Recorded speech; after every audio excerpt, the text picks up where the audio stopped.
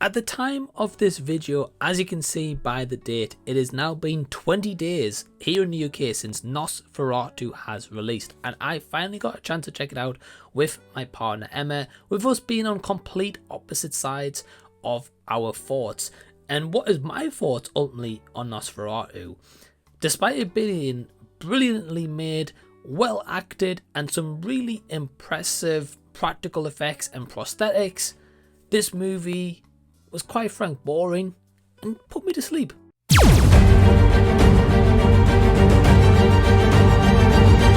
Hey everyone, what's going on? Welcome to the channel. My name's Mike if you're brand new here. If you're returning, I really appreciate you checking out my thoughts. Now, before everyone dives into the comments and jumps on board of the hater train, I just want to put my thoughts out here and say this is my own personal opinion. I appreciate that not everyone's going to agree. There's a lot of people I've seen on Letterboxd give this 4 stars, 4.5, even 5-star reviews, and they've absolutely loved it. And if you do, hey, all power to you and fair play to you, because it's great to see that people have gone out and supported Nosferatu and it has made a lot of money at the box office. So that's great for any movie in general. So to kind of go a little bit more into my thoughts, so this is directed by Robert Eggers, who does have a filmography that I'm a little bit torn on, I'll be quite frank. I wasn't a fan of The Witch.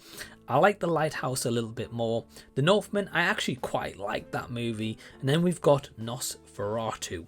And we've got an all-star stellar cast of Lily Rose Depp, got Nicholas Hoult, Willem Dafoe, Bill Skarsgård, Aaron Taylor-Johnson, and many, many more. And this, of course, tells the story of Nosferatu, Count Orlok, who is played by Bill Skarsgård. It's sitting around the 1830s, 40s in Germany. Thomas and Ellen are married, and Thomas is an estate agent. He is contracted to go out basically to Transylvania to get a really kind of heaping rewards of a potential new client and prospect of Count Orlok. When he meets with Count Orlok, his wife Ellen, who is staying with friends, and whilst there she is starting to kind of succumb to an evil force who is Count Orlok.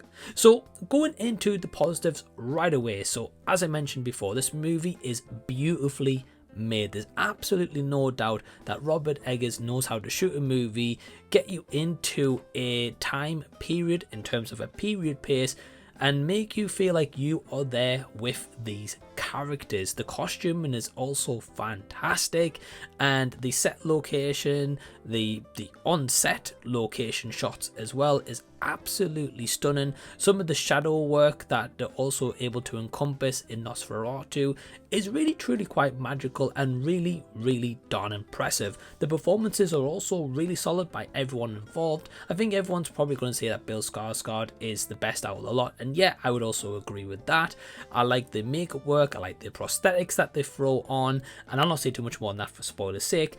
But it is really impressive, and it's also kind of a marvel to look at and admire, especially if you are a filmmaker or you're studying film as well, or even like myself talking about movies on the channel.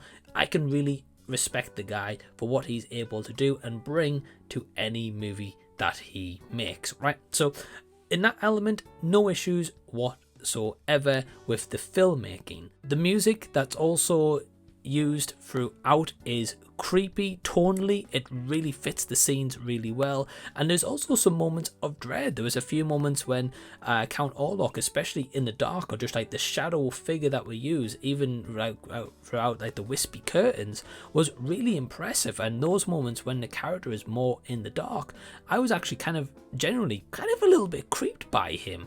And I was like, wow, this presence is really menacing, and what they're trying to encompass in that message played off actually really well in those moments. More of the scenes where he's shown more in the light and you can actually see his full figure, I was a bit like, you know, it looks impressive, and the makeup work as well is great, but I think a bit more in the dark, it was a bit more of that menacing figure, as I mentioned. Now, unfortunately, this is where my negative comes into play, and I feel like a lot of people will disagree, but I could not fully connect to the story.